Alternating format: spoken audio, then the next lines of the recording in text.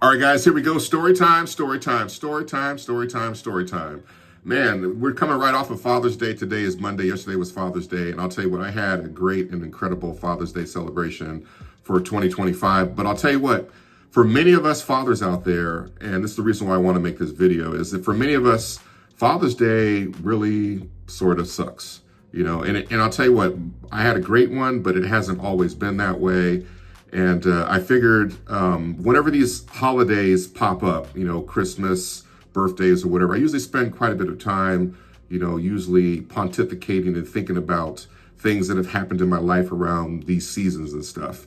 And Father's Day is no different. And so I wanted to at least jump on here and talk to the new fathers out there, because I've been seeing a lot of people pop up on Facebook and on Instagram and also on TikTok that are becoming new fathers, that their honey boo-boos are expecting. So I want to try to give you guys some advice. That way you can try to have the most probable chance of having a great Father's Day into the future. And like I said, this advice is for the new dads that are coming online. Congratulations and welcome to the fraternity.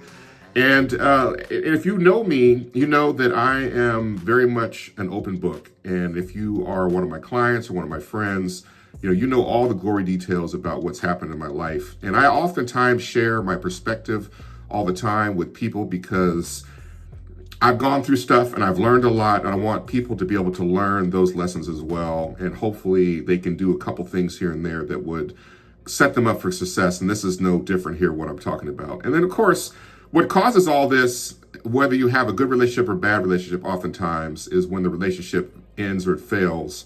You know, oftentimes it falls on the shoulders of us men. You know, so if you're in a relationship and it's over with, generally probably it's your fault if you're the man. You know, many of us have issues that we have never resolved in our life. It could be dramatic issues from our childhood. We oftentimes choose the wrong mates and we ignore red flags. We mess up during the relationships. You know, that you can use your mind, your imagination there, what that might be. And then the reverse of all this is true for the ladies. So it's not just us men. You know, I was being a little bit facetious there. But when it comes to relationship failures, it's the men and the women. Each person has a responsibility in the failure. Sometimes blame can be assigned more to the other, one than the other. But ultimately, in the end, we need to all be accountable and responsible for a relationship when it ends. And then when a relationship ends, even though statistics say it will be traumatic and it will be dramatic, it doesn't have to be. You know, and so those endings are few and far between. And so regardless of how things are dissolved when the relationship ends and the uncertainty that may come out of it with the relationship with your kids, the whole thing I'm talking about here is really trying to help you guys mitigate risk to be able to have the best outcome in the future. And so we want to have great relationships with our kids. That's what the goal is. And then the favorable outcome eventually may come with patience, you know. So those are kind of some of the things I want to talk about here. And so if the relationship does fail, ultimately, what's the risk of the relationship failure to your children? So if relationship fails, your children can and will hate you. It's completely probable that happened. That's more likely the probable outcome. The kids will also turn against you. That's completely possible. Your kids will also potentially never forgive you at all for the relationship ending. The kids will not want anything to do with you or us as fathers and men. And then if your child has significant issues, they may experience problems with mental health currently and going forward into the future. And those are all risks of what will happen when a relationship fails. And so the rarest outcome, and these are few and far between. Over the last 25 years, I've had a number of clients, it seems like hundreds of them, that have divorced with children, probably at least 100.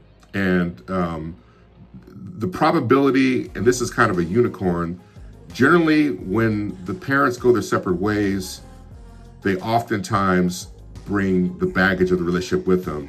But the best alternative and the rarest outcome is to go your separate ways, do what's right by the kids. Like I said, this is the unicorn when it comes to ending a relationship. So what typically happens, children become marital property of a relationship. We all know this.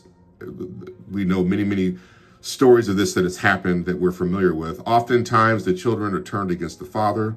This happens all the times. Courts oftentimes will side with the mothers generally. And it's easy to create false accusations against the fathers that will stick. And if your child is in therapy, it won't help your case as a father. So these are all things that are problems when it comes to the outcome falling apart of the relationship. And when I was about to have my daughter, this is one of the things that I did. So my daughter is 18, so this is probably 19, 20 years ago when I worked at the Oakland Museum of California. I went to one of the fellas there that worked in the museum that was older brother, and I said, hey, I got a daughter that's coming. I've got a child. I'm trying to do everything right. What do you advise me to do? And what he told me was something that I completely enacted. He told me to spend as much time as possible with my kids, period. He said, make them a priority, do things with them. And he said, if you're having a daughter, make sure you spend time with her. It's imperative that you do that. And he had mixed kids. He had, as far as boys and girls. And he said he spent more time with his boys and focusing on them, and he didn't spend very much time with his daughters. And it's a huge regret of him right now. And his relationship at the time with his adult daughters was irreparable and damaged as far as he was concerned. And it was, like I said, it was a regret that he had. And I followed his advice, and that's what saved my relationship with my daughter ultimately in the end. And so what's my advice from my experience? I would say to all the fathers out there, be intentional about having your children. So if you want to have kids, plan to have kids and do the right thing and have your kids with the intention of having kids. And also be married when you have your kids. So before your wife has a child, and she carries, make sure you guys are married, because I'll tell you, the bond of marriage will ultimately help a little bit in trying to keep you guys together. There's no guarantee, but it's definitely going to help. And then be involved in your children's lives as much as possible. You want to, and what that really comes to is everything that they're into and everything that they're doing, you want to be a part of it. You want to take time to study your kids, because all the children that we have as fathers and mothers, none of the kids come with an instruction manual. When they're born, one doesn't come out with them. You have to take the time to identify what their passions are and what their interests are in life. And when you take and do that, it's done through study and trial and error. And when you find something that your child is passionate about, that's when you want to light the forest fire with them. And that will build memories for sure. And then go to all their events and their performances, no matter what they do. And my daughter was a dance kid. And I tell you, most of the time when I was at the dance performances, I was the only dad that was there.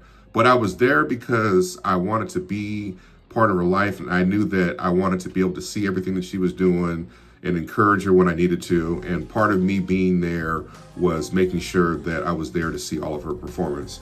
And even, like I said, even if you're only one of the only few dads there, so what? You're doing what's best for your child. And of course, you want to document everything. So if you're on a final written warning at work, people will tell you all the time, document, document, document. How do you document everything with your child? Take pictures. And so everything that you do from the time that they're born until the time that everything is over with, you want to take pictures and pictures and pictures as proof and evidence that you were there with them in their lives, because it'll come in handy a lot later. And then when you do take those pictures, put them up in a cloud that only you have access to and keep them stored away. You never know. And hang on as much as possible, if you can, until the kids are about 12 or 13 before you end the relationship, if it comes down to that. The longer you are in the trenches with them, the better the chances of you having a good relationship when they get older. And then during adolescence, which is usually around 13 or so, most teenagers at that point hate everybody. So there's not much you can do to get around that. And then kids naturally have a prehistoric reflex in them that causes them to want to flee the village that they're living in and go find another village to live in. So that's what it comes down to. So I'll talk to you guys about my background here. And so let me do this real quick. We're coming up on 10 minutes, so I'm going to go ahead and cut this short. Hang on, and I'm going to come back with part 2 in a second here. All right, guys, we're back for part 2. I'm talking about how to maximize your ability to have the best relationship with your kids going forward, especially after relationship failure. So let me go ahead and jump right into my background. So when I was in my early 20s, I had my son and wasn't married. He wasn't planned, his birth came and I was happy and excited about that. But I was only in his life for 2 years. That was it. The relationship ended and mother became unreachable, and I had no help from the courts at all in trying to establish a relationship with him. The courts were really only concerned about the monetary side of it. So I paid child support for 16 years and I also provided medical, dental, vision insurance. I had no money at the time to fight, and I was definitely broken as an individual. And I tell you, this situation really motivated me because it caused me to want to go back to school, to be able to try to earn income and to one day be able to fight and get visitation. And then I tell you, this was one of the most challenging losses in my life that I've ever experienced, was losing contact with my son. I became very, very desperate for any potential sign in the future for us to be able to reconnect. And I'll tell you, out of all the things that I've lost in my life, my son is the number one. And my brother, after losing him roughly about 5 months, coming up on 6 months ago, is number two. So those two are the most tragic losses that I've incurred in my life. My son being number one and my brother being number two. So now if we kind of fast forward to today, unfortunately, with sadness, and I think people know this, my relationship with my son right now is non-existent. And after really desperately trying to reconnect with him for 13 or 14 years or so, since he was about, 17-ish, and I'm okay with that. And I've moved on and I accept that. And maybe one day we'll have a genuine 360-degree reconciliation. I don't expect that to happen, and I accept that. And most importantly, I created this whole situation, and it's 100% my fault, and so what else can I do at this particular point except accept it and then just, wait for things to maybe get better one day in the future, but I doubt that they ever will. And so as you guys know, I have a daughter, and she was born under wedlock, and the marriage ended somewhere around the time when she was about 12, all good, and so what I went through with my daughter, when the relationship was over with, an environment was really created that fostered hate towards me, and I fought it, but I quickly realized and accepted what the inevitable fate was. I spent many years there in no contact. I would reach out, text, call, no response. And I finally gave up and kind of let things be what they were and just kind of accepted it, just based upon what I've gone through and what I've seen other people go through in their lives as well. So ultimately, if you ask your question, what saved our relationship? I'll tell you, what saved our relationship is documenting everything that happened with us from the time that she was born until the time that she was about 12. I took tons and tons and tons and tons of pictures. And so one day I was showing Marilyn all the pictures I had taken of my daughter, and she had kind of a rough relationship and similar situation with her father. And she says, you know what, if my dad had had this many pictures showing how involved he was in my life, things would have been different a lot sooner. She suggested that I turn around and make a Shutterfly book and send it to her for her birthday that was coming up on her 17th birthday. After some hesitation and fighting, I finally did. And I sent it off to her, and eventually, maybe about a month later, she reached out and said, thanks for the book. I tried to have conversations with her, nothing happened out of it. I just kind of let it go and kind of forgot about it.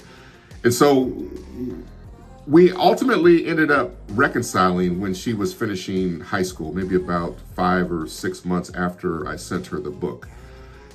And so how did all that happen? I let her know, I reached out to her, I said, hey, look, I'm leaving the Bay Area. I want to let you know. I don't know if there's one last time you want to get together and eat. I don't know when I'm going to be coming back. And at that point, she had gone through therapy. She had learned about, gaslighting. She got her driver's license. She was headed off to college, and then the most importantly, in the 5 or 6 months since I sent her the book, that had all the different things that we did. She spent a lot of time kind of reflecting about our relationship and all the things that we had done along the way. And I was lucky that she thought about what we did and all the things that we used to do, and she had memories about that. And she realized that I was there for her in her life, that, you know, she enjoyed doing a lot of things that we did together and a lot of things that I taught her how to do. And she also said too, she realized that, you know, and I talked to her about, you know, my failure. She said, you have to realize that our relationship is different. You know, she said she grew up in the house with me, and then we did so much stuff together, and she wanted me to be able to join her in her next journey as she went off to college. And we had a genuine 360-degree reconciliation where I cried, she cried, we apologized, and we put it behind us and we kept going. And so, am I a failure as a father? Absolutely. I take full responsibility for all the things that have happened in my life. And some will even label me as a liar, a cheater, a deadbeat dad, but none of these things are true. And the truth is, I was a poor predictor of probable outcomes, and my weakness was that I cared. Simply, that's what it is. And this failure and all these failures that I've had in my life, I own them. They're my responsibility. So my relationship with my kids right now is completely, you know, they're polar opposites. One is on, one is completely off. All good. It shows growth. And if you look at it in baseball numbers, I'm batting 500, but you know, humans are involved. So there's nothing really to celebrate here. And so how do I know I'm successful with my daughter? She recently, for Father's Day yesterday, she sent me a heartfelt card in the mail. She's never done that before. We spent 2.5 hours on the phone talking, 2 hours and 20 minutes roughly. She realizes that I'm here to help her and help her excel and achieve her goals and dreams. She knows that I'm consistent and don't hold a grudge. She knows I'm a father first before anything else, which we always have to make sure that we are. And she occasionally laughs at my dad jokes, believe it or not. And all that I went through to get to this point was all worth it. So like I said, my advice to the fellow dads, if you have a great relationship with your kids, don't take it for granted. It's an exception, not the rule.